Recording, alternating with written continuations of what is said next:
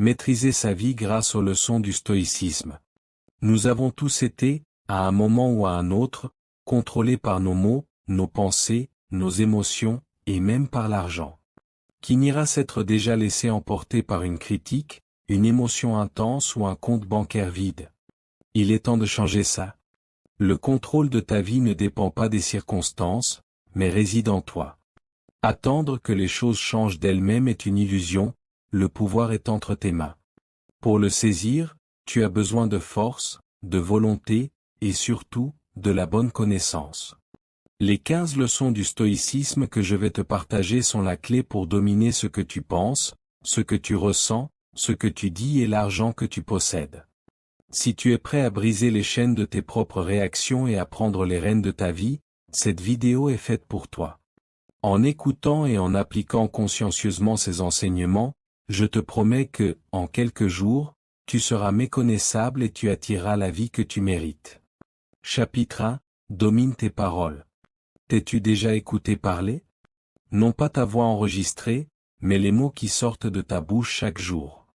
Ce que tu dis reflète ce qui est dans ton esprit, mais plus encore, cela le renforce. Tes mots ont un pouvoir immense, ils créent ou détruisent. Si tu veux dominer ta vie, commence par dominer ta langue. Prends la responsabilité de tes paroles. Tes plaintes, tes commérages, tes excuses et tes discours pleins de doutes ne sont pas innocents, ils façonnent ta vision du monde et sabotent ta concentration, ton énergie et ton destin. Pour changer ta réalité, change ton langage. Le type qui dit « je suis comme ça » ne change jamais. La femme qui répète « je n'ai jamais de chance » reste piégée.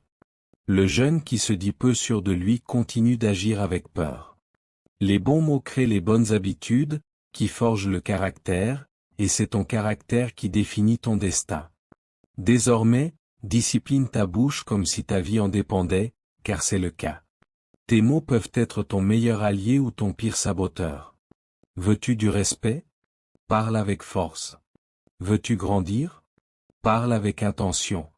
Veux-tu la paix? Cesse de nourrir le drame avec ta langue. Parle comme si tu étais l'architecte de ton monde, car chaque mot que tu choisis est un plan de plus dans cette construction. Es-tu prêt à cesser de parler en victime pour parler en leader? Commence maintenant. Fais taire l'inutile, déclare ce qui compte, et souviens-toi, ce qui n'est pas dit avec conscience a des conséquences. Avant de continuer, je veux que tu t'engages immédiatement. Écris en commentaire « Je suis le maître de ma vie ». Ce n'est pas qu'une phrase, c'est un contrat avec toi-même, un premier pas pour prendre le contrôle de ton destin. Fais-le maintenant. Chapitre 2. Domine ton esprit avant qu'il ne te dirige. Ton esprit n'est pas toujours ton ami. Cette voix qui te murmure des doutes, t'envoie des pensées de peur, tu n'y arriveras pas, n'est pas toujours de ton côté, parfois, c'est ton pire ennemi. L'essentiel est que tu ne peux pas l'éteindre, mais tu peux l'entraîner. Ton esprit est comme un chien sauvage. Si tu ne l'éduques pas, il te mord, si tu ne le dresses pas, il court après le premier stimulus. Pour une vie centrée, tu dois prendre le contrôle de cet animal, sinon tu seras entraîné par tes impulsions, tes émotions et tes histoires mentales les plus toxiques. Combien de fois as-tu entendu dans ta tête des phrases comme « il est déjà trop tard pour moi » ou « cela n'est pas pour des gens comme moi » ? Ces phrases ne sont pas réelles, ce sont des schémas mentaux, de vieilles idées que tu répètes inconsciemment, mais qui dirigent chacune de tes décisions. Ton esprit peut être une arme ou une prison, c'est toi qui choisis. Les stoïciens savaient que tu ne peux pas contrôler le monde ou les gens, mais tu peux maîtriser la façon dont tu y penses. Et ce que tu penses détermine comment tu agis, comment tu te sens et jusqu'où tu iras. Imagine, en plein entretien, tes mains transpirent, ton cœur s'emballe, et une pensée surgit, « je ne suis pas assez bon ». Si tu y crois, tu te bloques. Mais si tu l'observes sans Y accroché, en te disant « cette pensée ne me définit pas », tu reprends le contrôle, tu te détends, tu réponds mieux et tu gagnes. La clé est d'observer sans obéir. Ton esprit produit sans arrêt des pensées. Toutes ne sont pas utiles, toutes ne sont pas vraies, toutes ne méritent pas ton attention. Comme l'a dit Épictète, ce qui nous affecte, ce n'est pas ce qui nous arrive, mais ce que nous nous disons à propos de ce qui nous arrive. Alors, commence par ceci, chaque fois qu'une pensée négative survient, ne la réprime pas, mais ne l'accepte pas aveuglément. Demande-toi, est-ce que cela me porte ou me freine? Est-ce que cela me sert ou me sabote? Si cela ne te sert pas, lâche prise. Dis littéralement à ton esprit, merci pour ton opinion, mais je n'en ai pas besoin maintenant. Fais-en une habitude, 5 fois par jour si nécessaire. Ton esprit te lancera des déchets, mais tu n'es pas obligé de t'y vautrer. Si une pensée du genre « je ne suis pas fait pour ça » apparaît, réponds « je suis encore en train d'apprendre, mais je peux y arriver ». Retourne là. Tu crois que les grands leaders, entrepreneurs, athlètes d'élite n'ont pas de doute? Bien sûr qu'ils en ont. La différence est qu'ils ne restent pas prisonniers de ces doutes, ils reconnaissent la voix de la peur et ne lui donnent pas le volant. Un autre exercice génial, le journal stoïcien. À la fin de la journée, écris 3 pensées qui t'ont freiné, à côté, comment tu aurais pu les reformuler. Exemple, pensée limitante ça va mal se passer devient je ne sais pas comment ça va se passer, mais je ferai de mon mieux. Pensée limitante je n'en suis pas capable devient je suis en train de développer ma capacité. Cet entraînement mental vaut plus que n'importe quelle motivation passagère, c'est de la pratique. Et comme tout muscle, l'esprit se renforce quand on l'utilise de façon consciente. Quand tu commenceras à le dominer, tu le sentiras. Tu ne réagiras plus de la même manière, tu ne paniqueras plus, tu ne te saboteras plus avec des excuses. Tu commenceras à choisir tes pensées comme un guerrier choisit ses armes, et crois-moi, ça se voit.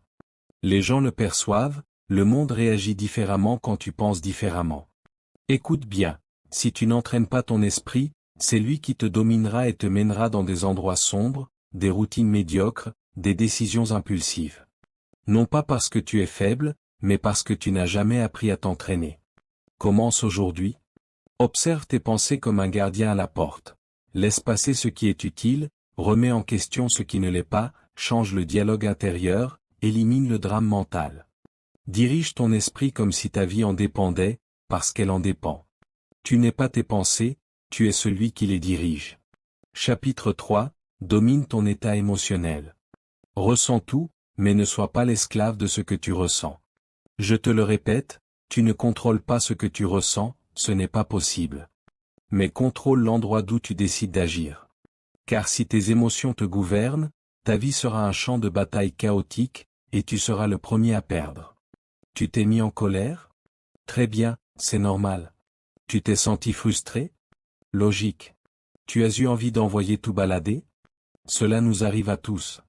Mais la différence réside dans ce que tu fais après ce premier choc émotionnel. Tu te laisses entraîner, tu cries, tu pleures, tu te sabotes, ou bien tu choisis de t'arrêter, d'observer, et de répondre comme quelqu'un qui a le contrôle? Voici une vérité inconfortable. Si tu réagis sans filtre à chaque fois que quelque chose t'affecte, tu restes un enfant sur le plan émotionnel.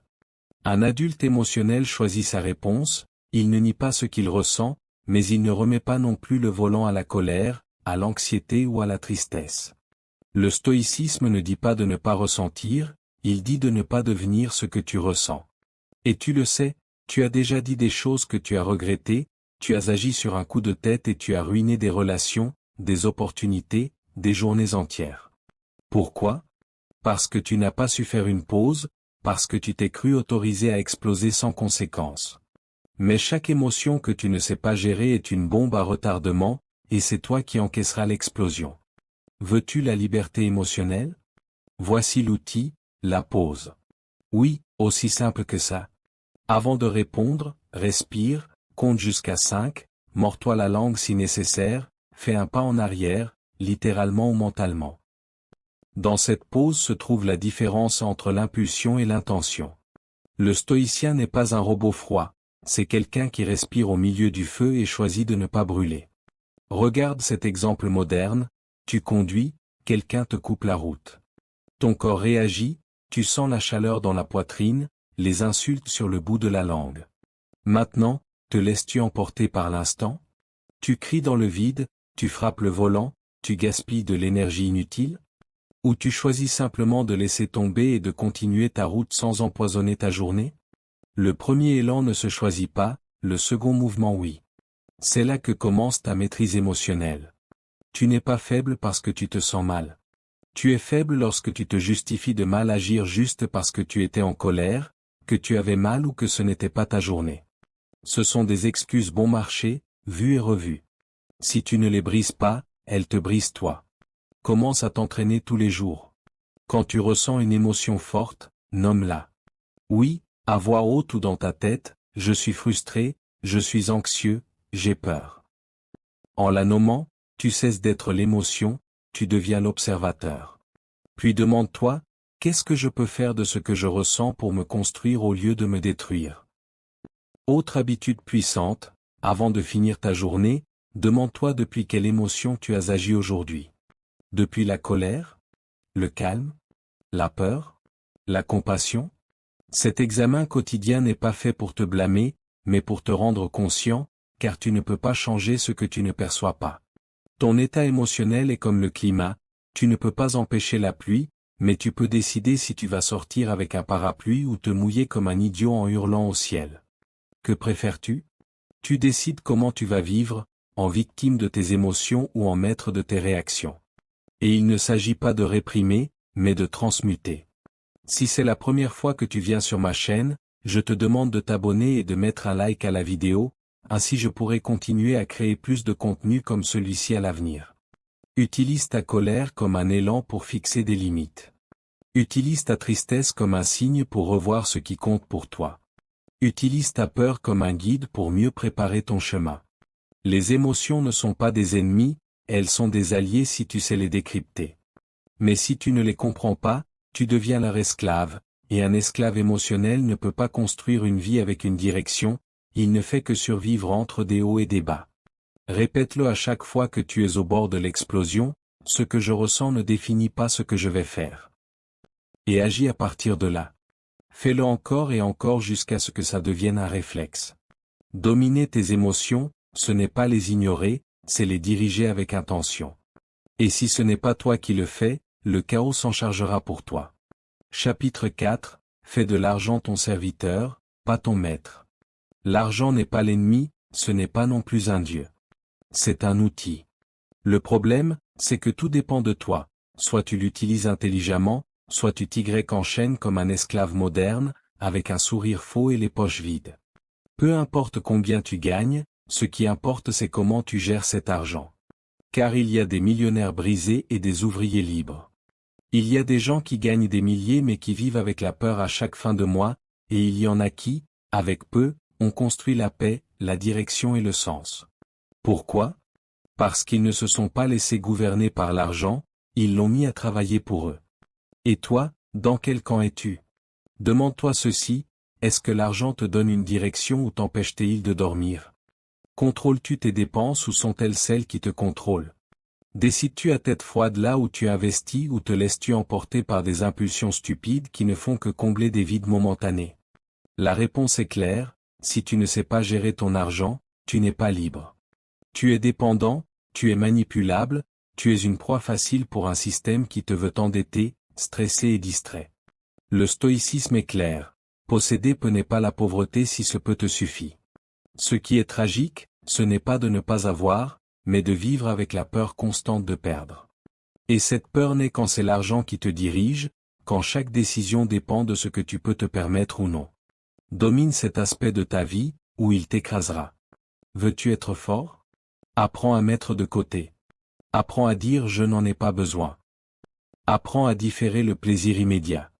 Pourquoi? Pour construire la liberté. Car c'est ça, bien gérer l'argent, la liberté de dire non, la liberté de choisir, la liberté de penser plus loin que la prochaine facture. Cesse de dépenser pour paraître. Personne qui vaille la peine ne te respectera pour tes chaussures hors de prix. En revanche, beaucoup t'admireront pour ta discipline. Tu n'es pas ici pour impressionner, mais pour construire. Tu veux que l'argent travaille pour toi? Fais ce qui suit, sans excuse. Fais un budget. Si tu ne sais pas combien il y a d'entrées et de sorties, tu joues à l'aveugle. Élimine les dettes inutiles, cartes de crédit, petits paiements qui te dépouillent en silence, couplets comme une relation toxique. Épargne comme si c'était un mode de vie, Peu importe si c'est peu, fais-le toujours. Fais-le de manière automatique. Investis dans ce qui te fait grandir, formation, outils, temps libre productif. Cela rapporte plus que n'importe quel objet à la mode. Évite d'acheter pour te sentir mieux. Le vide émotionnel ne se remplit pas avec un achat, il se résout en affrontant ce qui te blesse. Regarde autour de toi, combien de gens connais-tu qui vivent dans un cercle vicieux, travail, dette, plus de travail, plus de dette? Ils gagnent davantage et restent piégés parce que le problème n'est pas la quantité, mais l'approche. Tu peux briser ce cercle, mais tu dois cesser de voir l'argent comme une fin et commencer à le voir comme un moyen de trouver la paix, d'avoir des options, d'avoir de la dignité. Car oui, ceux qui ne savent pas gérer leur argent finissent par vendre leur temps, leur énergie et même leurs principes. Et ne confonds pas cela avec devenir avare ou adopter une mentalité de pénurie.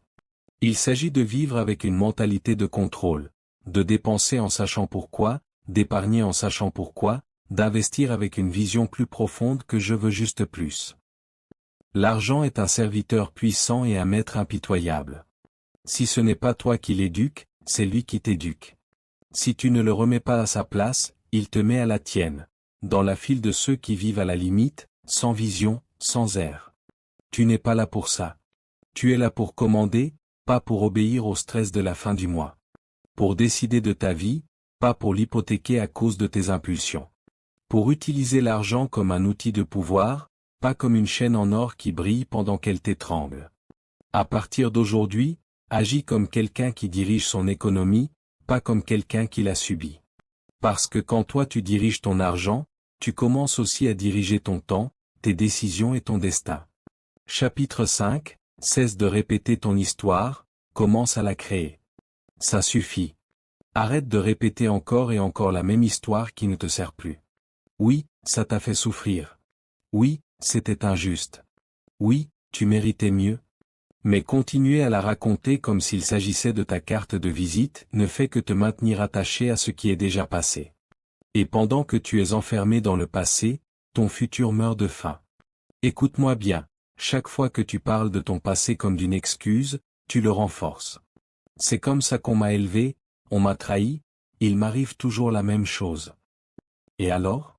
Vas-tu faire de ça ton identité pour toujours, ou vas-tu t'en servir comme carburant pour faire autre chose?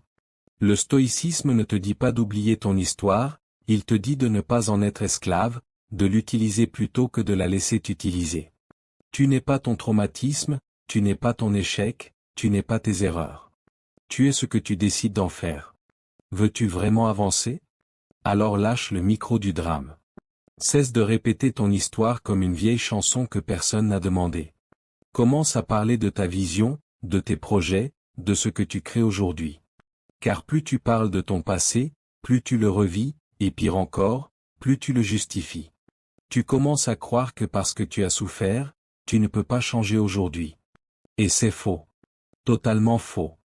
Regarde autour de toi, les gens qui ont transformé leur vie ne l'ont pas fait parce qu'ils avaient un passé parfait, mais parce qu'ils en ont eu assez de répéter la même histoire. Ils ont changé de scénario. Ils se sont levés un jour et ont dit, ça suffit. À partir de maintenant, c'est moi qui écris la suite. Et tu peux faire de même. Mais tu dois prendre une décision. Vas-tu continuer de te parler comme la victime de ce que tu as vécu, ou comme l'architecte de ce que tu es en train de construire? Exercice immédiat, arrête de raconter cette histoire triste pendant une semaine. Ne l'explique pas, ne la répète pas, ne l'utilise pas pour justifier ton attitude. À la place, parle de ta vision. Dis à haute voix où tu vas, ce que tu crées, comment tu veux vivre. Et répète-le jusqu'à ce que ton esprit l'accepte comme la nouvelle vérité. Exemple, au lieu de dire je n'ai jamais eu de soutien, dis j'apprends à me donner ce dont j'ai besoin. Au lieu de on m'abandonne toujours, dis aujourd'hui, je choisis des relations qui m'apportent quelque chose. Au lieu de je suis né dans un milieu difficile, dis je viens d'un endroit exigeant, c'est pourquoi j'ai plus faim que quiconque. Ce changement de perspective, c'est de la force pure, parce que là où va ton langage, va ton énergie, et là où va ton énergie, va ta vie. Cesse de construire un autel à ton passé, construis-lui une tombe. Honore ce que tu as appris et continue ton chemin. Personne n'arrive nulle part en regardant en arrière. Tu veux avancer. Alors regarde devant, parle vers l'avant, vis vers l'avant. Le passé ne s'efface pas, mais il se transcende.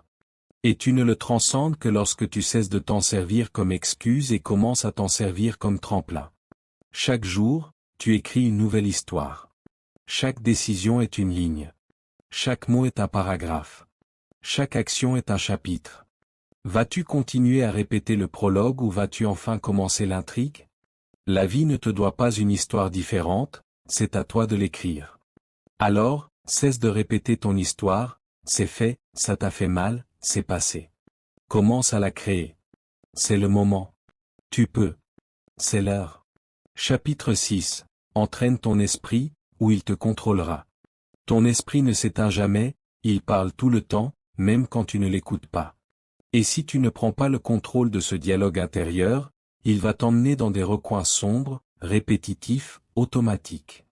Tu n'as pas besoin d'être en crise pour vivre mal, il suffit de vivre sans direction mentale. L'esprit non entraîné est une machine à sabotage.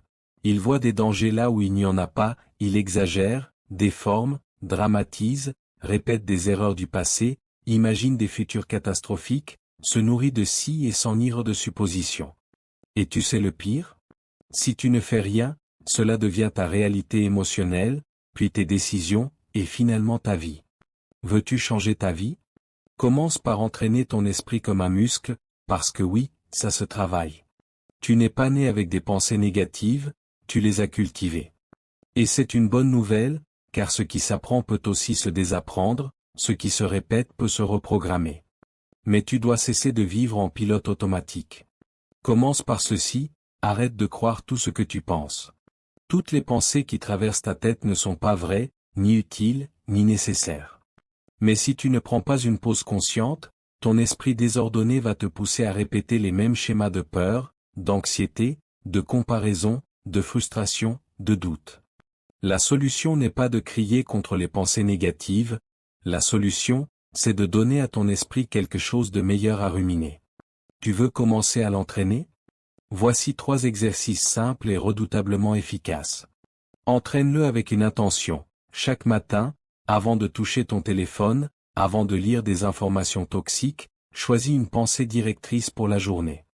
Par exemple, aujourd'hui j'agis avec calme, aujourd'hui je dirige mon énergie, aujourd'hui je suis ferme avec moi-même et mes décisions.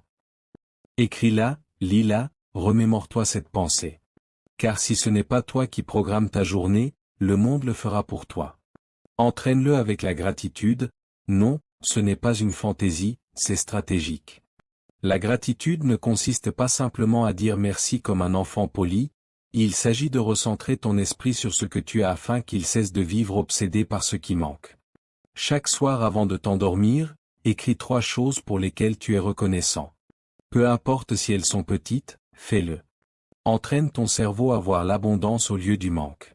Entraîne-le avec la conscience.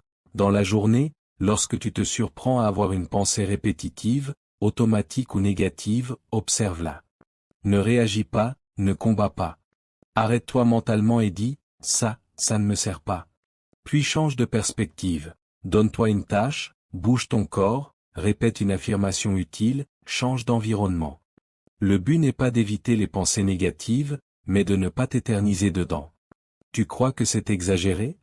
Regarde les gens qui sont piégés dans leur tête, ils répètent les mêmes histoires, les mêmes plaintes, les mêmes peurs pendant des années simplement parce qu'ils ne se sont jamais rendus compte que ce n'est pas l'esprit qui contrôle tout, c'est toi qui dois en prendre le contrôle. Le stoïcien l'avait compris, ton plus grand pouvoir, c'est de décider de ce que tu fais de ce que tu penses. Tu n'as pas besoin de penser positif en permanence, c'est superficiel. Tu as besoin de penser d'une manière utile, lucide, consciente, dirigée. Je te le dis clairement, si tu n'entraînes pas ton esprit, tu laisses le bruit du monde, les réseaux sociaux, les commentaires des autres, les informations toxiques et tes propres insécurités non filtrées l'entraîner à ta place. L'esprit non entraîné, c'est comme une salle de sport où n'importe qui peut entrer pour te crier dessus, et tu les écoutes. Ça suffit. Ferme la porte, choisis les pensées auxquelles tu donnes accès, et surtout, choisis celles que tu n'acceptes pas. Tu n'es pas là pour être l'esclave de ta tête, tu es là pour la diriger comme un maître manie son épée, avec précision, avec intention, avec puissance. Car un esprit entraîné n'est pas parfait, mais il est fidèle. Il ne te trahit pas, ne te sabote pas, ne te paralyse pas, il te stimule, te concentre, te renforce. Et si tu appliques tout cela chaque jour, même un peu, tu vas vite remarquer une chose évidente. Tu t'améliores non pas parce que le monde a changé, mais parce que toi tu as pris le contrôle du système qui interprète le monde, ton esprit. Chapitre 7. Épargner, c'est choisir la liberté à long terme. Épargner n'est pas ennuyeux, ce n'est pas pour les vieux, ce n'est pas être radin. C'est être intelligent. C'est pour ceux qui en ont assez de vivre à la limite, qui ne veulent plus se mettre à genoux à chaque imprévu et qui ont compris que l'argent mis de côté n'est pas une privation, c'est de la liberté différée. Celui qui n'épargne pas s'enchaîne, car tôt ou tard la vie va t'apporter quelque chose d'inattendu, une maladie, une perte, une opportunité. Et si tu n'as aucun matelas, si tu dépenses tout ce qui rentre, tu restes dépendant du patron, du gouvernement, de la famille, de la carte de crédit, de n'importe quoi sauf de toi-même. Et ça, ce n'est pas vivre, c'est survivre. L'épargne est ton bouclier, ta tranquillité quand tout vacille, ta capacité de dire je ne veux pas ça et de faire un pas en arrière sans t'effondrer. Celui qui épargne n'accepte pas n'importe quel boulot, n'importe quel accord, n'importe quelle humiliation, parce qu'il a de quoi choisir. Épargner n'est pas une question de combien tu gagnes, mais de combien tu décides de mettre de côté, même si c'est peu. La majorité ne le fait pas parce qu'elle a une mentalité à court terme. À quoi bon épargner si je ne sais pas si je serai vivant demain? Bien sûr, mais pendant que tu penses ça, le mois suivant arrive quand même, et tu te retrouves sans rien. Tu veux une vraie liberté? Commence à considérer l'épargne comme un levier stratégique, pas comme une prison. Car lorsque tu épargnes, tu déclares, je choisis mon futur, je choisis d'avoir des options, de ne pas être esclave de chaque crise. Et ne me dis pas que tu n'as pas assez de moyens. Le problème n'est pas qu'il ne te reste pas assez, c'est que tu ne fais pas les bons choix. Tu n'as pas besoin de davantage de revenus pour commencer à épargner, tu as besoin de plus de conscience, de meilleurs réflexes et de priorités mieux définies. Les gens dépensent en bêtises puis se plaignent de ne pas avoir de quoi faire face à l'imprévu. Netflix, restaurant chaque semaine, abonnement que tu n'utilises même pas, fringues que tu ne mets qu'une seule fois. Supprime tout cela. Ce n'est pas de la pauvreté, c'est de l'intelligence financière. Tu veux un exercice simple et puissant? Pendant 30 jours, note chaque centime que tu dépenses. Oui, tout, chaque café, chaque taxi, chaque achat irréfléchi. À la fin du mois, regarde, tu verras où s'échappe ta liberté. Ensuite, mets en place une règle sacrée, paie-toi en premier. Chaque fois que tu gagnes de l'argent, mets-en une partie de côté, même 5% ou 10%. Mets-le de côté et ne le touche pas. Ce n'est pas de l'argent à dépenser, c'est de l'argent pour te protéger, pour construire, pour avoir des options. Et si possible, rends le processus automatique, que ça se mette de côté tout seul sans dépendre de ta volonté. Parce que la motivation va et vient, mais si tu en fais un système, une habitude, ta vie se transforme. L'épargne est la base de ton indépendance. C'est ce qui te permet d'investir, de prendre des risques, de refuser ce que tu ne veux pas, de quitter ce que tu ne dois plus supporter. Et je ne le dis pas en théorie, je le dis parce que je l'ai constaté, celui qui a un matelas dort plus tranquillement. Celui qui n'en a pas vit dans la peur. Le stoïcien connaissait la valeur de la prévoyance. Il ne s'agit pas d'accumuler par peur, mais de se préparer avec sagesse. Celui qui garde de l'argent respire mieux, réfléchit mieux, décide mieux et ne se brade pas. Alors, retiens bien ceci, chaque fois que tu épargnes, tu achètes ta propre liberté, tu déclares mon futur compte, tu te bâtis une force financière, tu crées un filet de sécurité pour ta croissance. Tu veux avoir la paix, vraiment? Tu veux entreprendre sans panique? Tu veux diriger ton temps et ton énergie? Alors épargne, pas par peur, mais par vision, pas par mentalité de pénurie, mais par stratégie. Parce qu'épargner, ce n'est pas perdre, c'est choisir de vivre libre, même si cela signifie attendre un peu plus aujourd'hui pour ne pas vivre à genoux demain. Chapitre 8, avance en silence et laisse tes réussites parler pour toi. Ferme-la. Non pas parce que tu n'as rien à dire, mais parce que tout ce que tu es en train de construire n'a pas besoin d'être partagé tout de suite. Trop de gens parlent de ce qu'ils vont faire, mais ils font peu. Ils annoncent, ils promettent, ils se vantent, et quand vient le moment de montrer les résultats, il n'y a rien, seulement du vent, des excuses et des publications retouchées. Tu veux avancer vraiment? Alors tais-toi.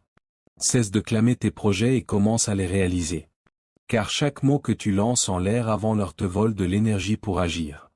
Chaque fois que tu cherches la validation pour ce que tu vas accomplir, tu retires de la force à ce que tu n'as pas encore fait. L'élan se dissipe quand tu l'emploies à parler au lieu d'agir. Et il ne s'agit pas de se cacher, mais de protéger ta vision. Le silence ne relève pas de la lâcheté, c'est une stratégie. Le silence crée de la concentration, du respect, du mystère, et surtout, il t'offre l'espace pour échouer, ajuster et grandir sans que personne ne t'interrompe avec son avis médiocre. As-tu remarqué que dès que tu annonces un projet, les experts en tout et surtout en rien se manifestent? Ceux qui te disent que ça ne va pas marcher, que quelqu'un l'a déjà fait, qu'il est trop tard, que tu n'es pas cette personne-là. Des gens sans vision, sans audace et sans résultat, mais avec beaucoup d'opinions. Si tu les écoutes, tu es fini avant d'avoir commencé. Le stoïcien le savait, les mots sont bon marché, l'action est coûteuse. Et tu es ici pour construire, pas pour distraire les autres avec tes discours creux. Avance en silence et laisse tes résultats parler. Regarde ceux qui ont vraiment bâti quelque chose de grand, ils n'étaient pas en train de commenter chaque pas qu'ils faisaient, ils étaient occupés à travailler. Tandis que toi tu publiais des stories pour dire que tu étais en mode discipline, eux, ils se taisaient et exécutaient. Et puis un jour, ils sont apparus avec quelque chose de réel, et n'ont plus eu besoin d'expliquer quoi que ce soit. Car celui qui a des succès ne discute pas.